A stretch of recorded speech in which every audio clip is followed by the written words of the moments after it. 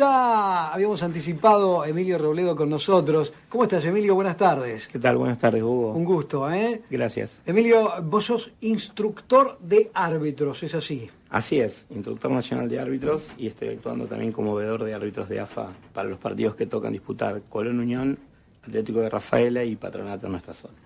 O sea que más o menos estarías, digamos, calificando las actuaciones de los árbitros que vienen a la región. Así es, solo cuando el Colegio de Árbitros de la Asociación del Fútbol Argentino lo solicita, es decir, por ejemplo, algún asistente que está haciendo el curso de internacional o algún árbitro que está dirigiendo Nacional B y lo promociona en la primera división o en algún clásico, algún partido puntual, pero no en todos los partidos. Bueno, el otro día hablábamos justamente del tema de los árbitros y particularmente decíamos de lo que los jugadores hacen en cuanto a sus actitudes de reclamar al árbitro permanentemente. Creo que esto lo seguimos viendo en estas últimas fechas permanentemente. Es el reclamo, particularmente en el último partido de Colón. A mí me llamó la atención un jugador de Colón que fue el marcador de punta, Ceballos. No sé si coinciden en cuanto a que tuvo permanentemente reclamos al árbitro. No era un jugador que reclamaba tanto, pero no sé, me dio esa impresión en este partido, en este último partido. Pero bueno, este último partido también fue muy particular porque Colón se quedó sin banco. Entonces, qué increíble todo esto, ¿no? Todo lo que está pasando hoy en día. El propio director técnico de Colón dijo que lo primero que hizo fue pedirle disculpas al plantel por lo que había hecho. Exactamente, sí, coincido por ahí con vos en cuanto al tema del comportamiento del chico Ceballos. ¿Te llamó la atención? Sí, me llamó la atención. Además estuve en cancha porque... Lo conozco a Ceballos, es muy respetuoso, sí. Es un chico muy particularmente, pienso que, no sé, habrá tenido algo especial ese día. Concuerdo plenamente con vos. A veces, un poco también quizás en la parte anímica o en la parte personal y en lo que se está jugando Colón en este momento, pesa cuando a veces algún fallo que el jugador interpreta o cree que es erróneo, va tomando, digamos, pulsaciones el jugador. Yo siempre digo que el jugador está a 1000 o a 1500 pulsaciones y el árbitro debe siempre tratar de mantenerse no al ritmo del jugador, porque si no sería realmente por ahí un poco descontrolado su conducción, y él tiene que tener la capacidad suficiente para poder controlar ese tipo de situaciones que les tocan vivir muy a menudo a los árbitros dentro del campo de juego. ¿Y el técnico? Y el técnico, la verdad que me llamó mucho la atención de Domínguez, porque su perfil da a un técnico que en otras situaciones, inclusive con fallos que han sido en contra de Colón, ha mantenido siempre la calma. Creo que a todos, ¿no? Nacho, Ramón, sí.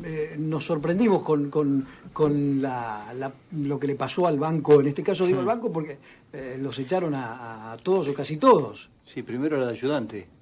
Claro, primero Gustavo Mamet, después Eduardo Domínguez y después el profe Santela. Es la primera vez estaba sacado, ¿no? Sí, yo la primera vez que recuerdo, estaba tratando de hacer memoria el mismo día de partido, es la primera vez que veo que un cuerpo técnico completo es expulsado.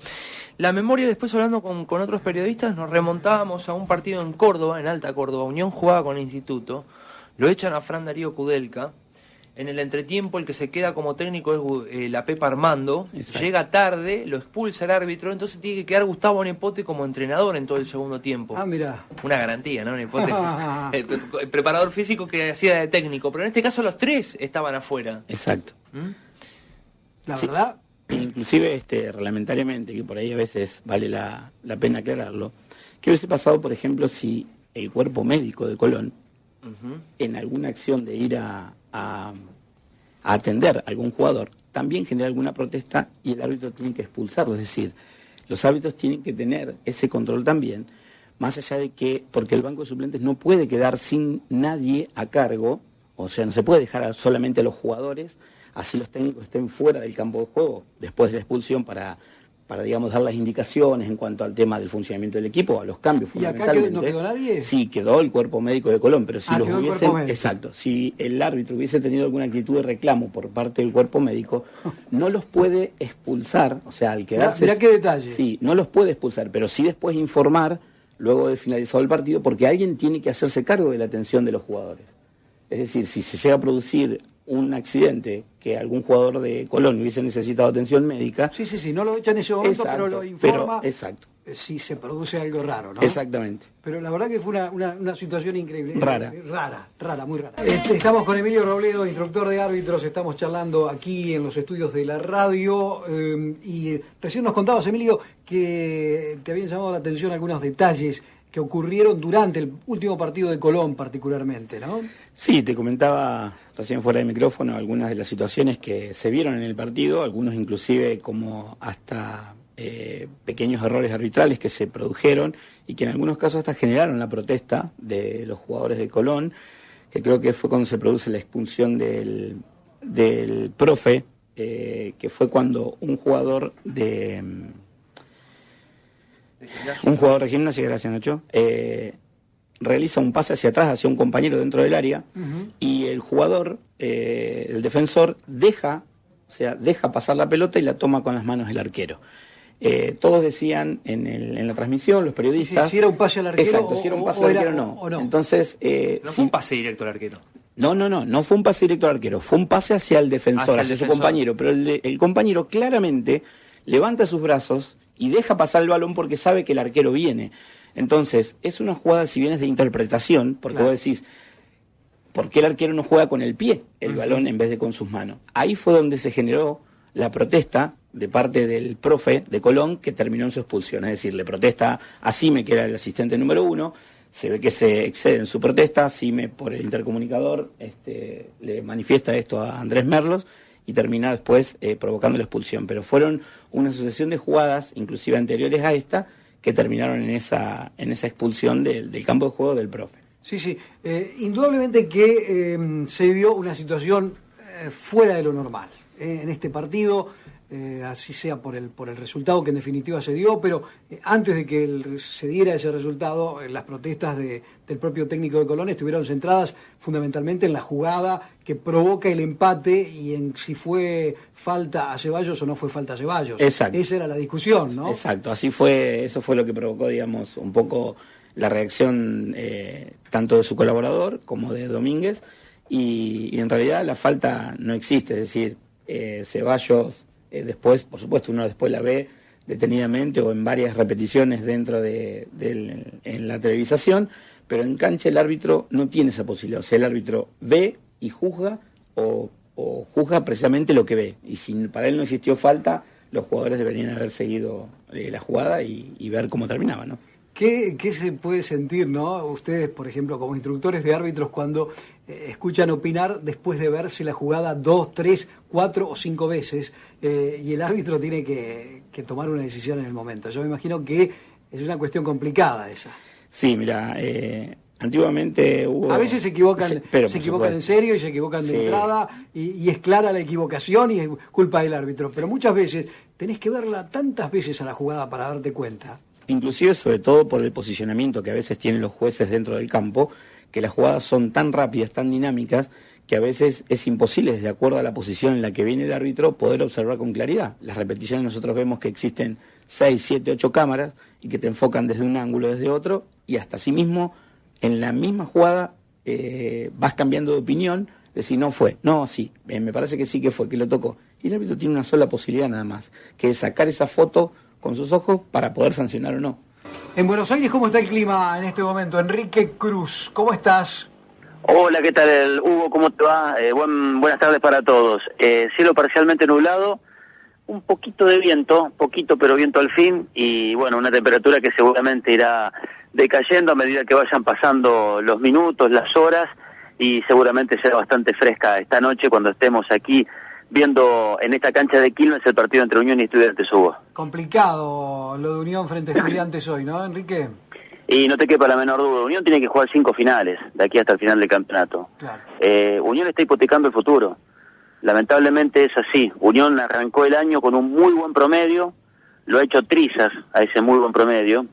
Y aparte, mirá, lo que yo vengo diciendo durante la semana, Unión tiene un técnico prácticamente nuevo, porque tiene solamente 3 partidos, Marini. Y Marini en los 3 partidos perdió 2, mejor dicho, empató 1, o sea que sacó 1 punto sobre 9.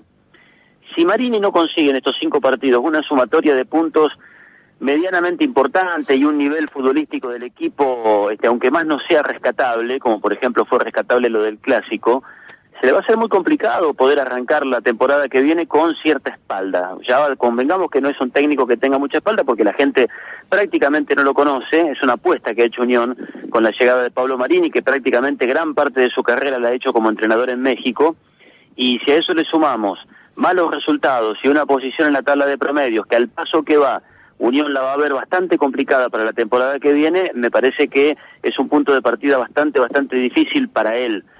Así que yo por eso digo, ¿no? Para mí son 5 finales las que quedan para Unión de aquí hasta el final del campeonato, y hoy juega la primera de ellas aquí en la cancha de Quilmes frente a Estudiantes. Bueno, Enrique, no pusimos la grabación, así que lo tenemos a Emilio Robledo para que le puedas hacer una pregunta. Bueno, primero un gusto y saludarlo, Emilio. ¿Cómo estás? ¿Qué tal? ¿Cómo te va, Quique? Bueno, muy bien, es un gusto. Vos sabés que, bueno, yo le había grabado precisamente una pregunta, sí, pero te la hago directamente, y mejor que así sea, porque quiero escuchar tu opinión respecto de este tema. Para mí hay un tema que genera mucha confusión en el fútbol, que es el tema de las manos adentro del área. ¿Cuál debe ser la interpretación que tiene que tomar el árbitro? Porque daría la sensación de que algunos creen y están dispuestos a cobrar todas las manos que haya dentro del área, y que hay otros que entienden que todavía tiene que haber algo de subjetividad y de interpretación en cuanto a que el árbitro precisamente juzgue la intencionalidad.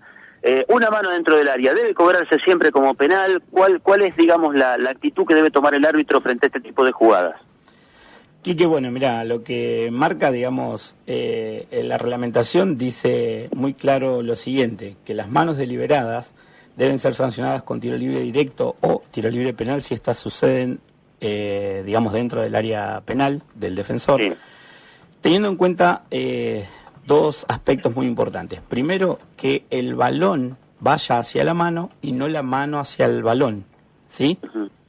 Sí. Primer punto. Y segundo, tiene mucho que ver la distancia a la que se produce esa infracción. No es lo mismo si un jugador, un delantero, remata y un defensor que está ubicado a 1,5 metros, 2 metros, ¿sí? de que se ejecuta desde que sale el balón del pie del jugador, no tiene tiempo quizás de acomodar su cuerpo para evitar el contacto del balón con la mano. Ahora, si ese mismo jugador patea de unos 10, 15 metros, el defensor tiene la posibilidad de no abrir sus manos, no abrir sus brazos, para que intentar de esa manera, digamos, interceptar el balón con otra parte de su cuerpo que no sean sus propias manos.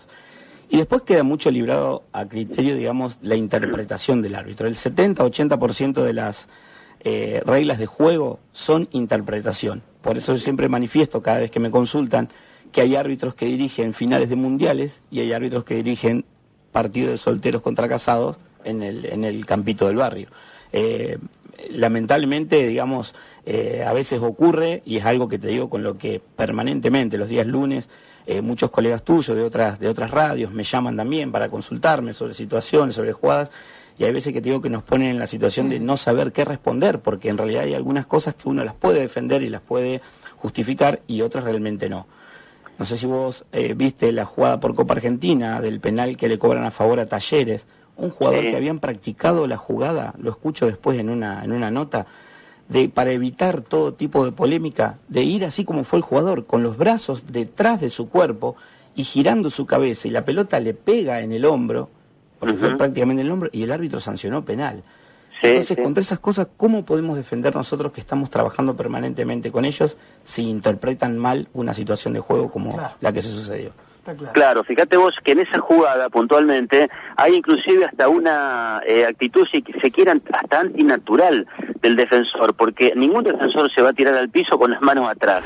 Es hasta antinatural hacerlo. Siempre vos, cuando te tirás al piso, buscás con las manos tratar después de amortiguar la caída. Y en este caso es cierto, el jugador prácticamente se tira al piso con las manos atrás.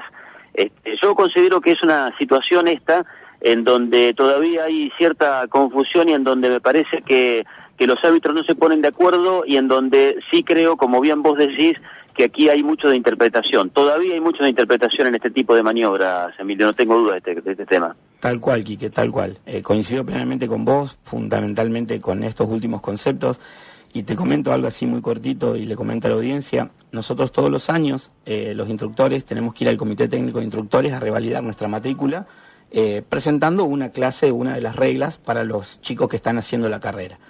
En una oportunidad presentamos un proyecto, cuando había empezado ya hace unos años atrás el tema de las polémicas, de las manos, que por qué a un club se le cobraba y a otro no.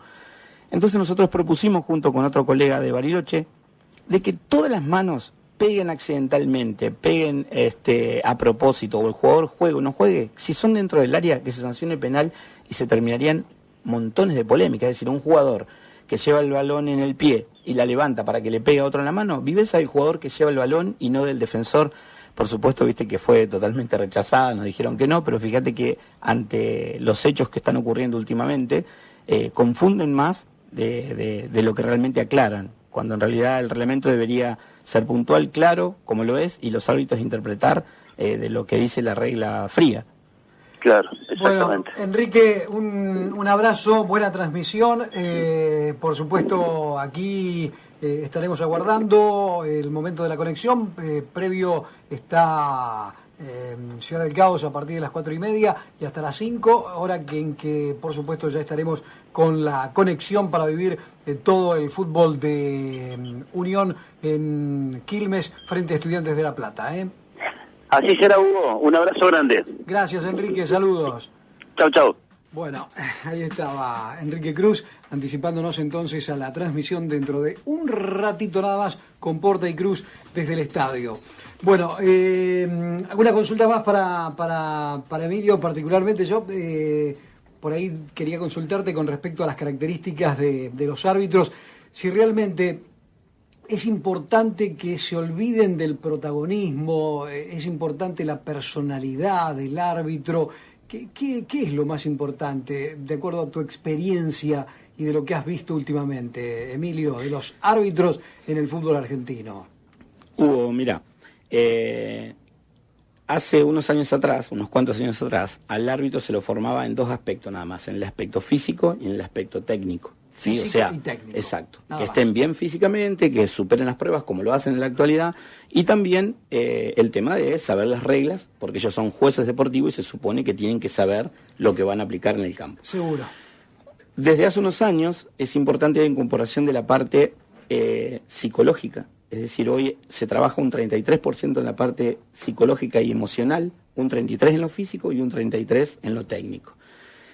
Por eso, como le decía recién a Quique, vos encontrás que hay muchos árbitros que están en un muy buen nivel porque tienen muchos de estos factores. Tienen muy buena preparación física, muy buena interpretación técnica y muy buena capacidad psíquica para manejar un montón de estas situaciones dentro del campo. No es fácil conducir un partido, y te lo digo porque yo lo hice durante 20 años en los campos de juego y hay de todo. Tenés árbitros que son de bajo perfil, tenés árbitros que quieren ser protagonistas, que con su sola presencia y vos te podés imponer tu personalidad sin ser autoritario, sin ser arrogante. Es una de las cosas que más nosotros trabajamos desde las escuelas de árbitro, con el tema de la humildad, con el respeto, con el tratar desde un chiquito, desde séptima, sexta división, que tienen 8, 9, 10, 11 años, de señor, porque ese mismo chico va a llegar a una primera división. Y vos que hoy estás dirigiendo esa categoría, dentro de unos años también vas a dirigir primera división, y no tiene por qué cambiar el trato, sino que forma parte de tu educación y de tu formación, no solo como juez deportivo, sino por supuesto como persona. Está bien. Claudio se comunica con nosotros, Claudio Maldonado, oyente, y dice: hay que mantener la calma, demasiado jugo le sacó Domínguez a este equipo, por si los árbitros se equivocan a favor, a veces en contra. Siempre fue así, hay que seguir trabajando y que no vuelva a pasar. Creo que en general todo el mundo opina así. Se está hablando de lo que está diciendo Emilio, también tiene que ver con esto de la formación. Tiene muchísimo que ver. Un árbitro prácticamente ha sacado, igual que yo hablo de la reserva, de la tercera, la que juega previamente a primera división, que se ha sacado y se juega los días de semana, es el mejor banco de prueba para lo que él está diciendo, de la parte psíquica, de la parte mental. Cómo se desarrolla, cómo se emociona adelante, cómo se equivoca y lo vuelve a corregir, cómo, aceptar la equivocación dentro de un partido. Y eso tampoco lo tiene el árbitro hoy, porque el árbitro también lo está dirigiendo el día de la semana, donde no hay una presión externa que le dificulte a él estar cobrando lo mejor. Sí, no lo deja probar.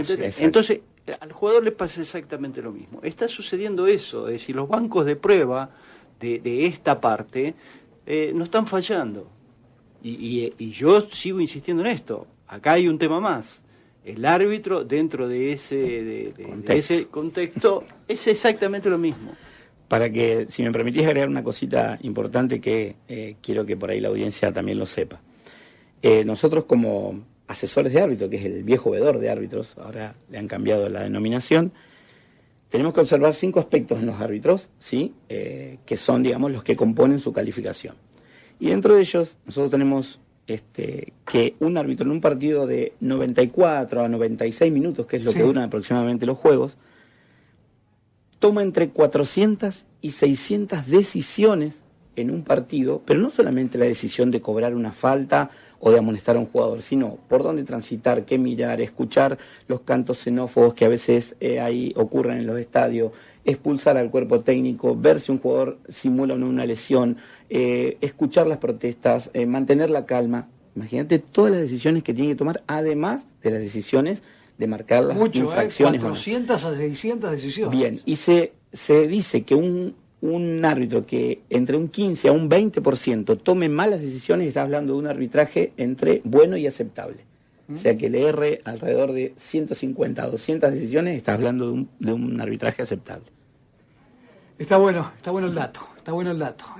Da para mucho más. Saludos a Emilio, siempre claro en los conceptos, dice Darío de Leyes. Un amigo, sí, Darío. La gente que está escuchando la radio y que está atenta a lo que se pueda decir. Por supuesto que es una profesión complicada, muy complicada. Muy, sí, la verdad que sí. Porque jamás van a estar todo el mundo de acuerdo en lo que vaya a sancionar un árbitro. Con los que son adeptos a un equipo y a otro equipo, y la decisión del árbitro está ahí, dando vueltas y tiene que tomarla. Exacto. Pero bueno, ojalá que se equivoquen lo menos posible, ¿no? Así es, ese es el camino. Ese es el camino, para eso trabajan ustedes. Exactamente, a eso se apunta. Yo estaba por largar el fútbol y tenía muy buena relación, y sigo teniéndola, con Pancho Molina y con Juancito Vizcay, que me invitaron un montón de veces para que siguiera la carrera de árbitro. ¿Ah, sí? Sí, era terrible. Insistían. Nunca la quise tomar porque sabía que yo interpreto diferente esos momentos. Entonces yo sabía que yo no podía ser buen árbitro. Está bien, hay que conocer sus limitaciones. Seguro, seguro. Emilio, te invitamos otro día. Pero cuando quieras, Hugo, cuando quieras, a tu disposición, y saludo a toda la audiencia. Gracias por venir. Gracias a vos. Emilio Robledo, instructor de árbitros, que estuvo con nosotros.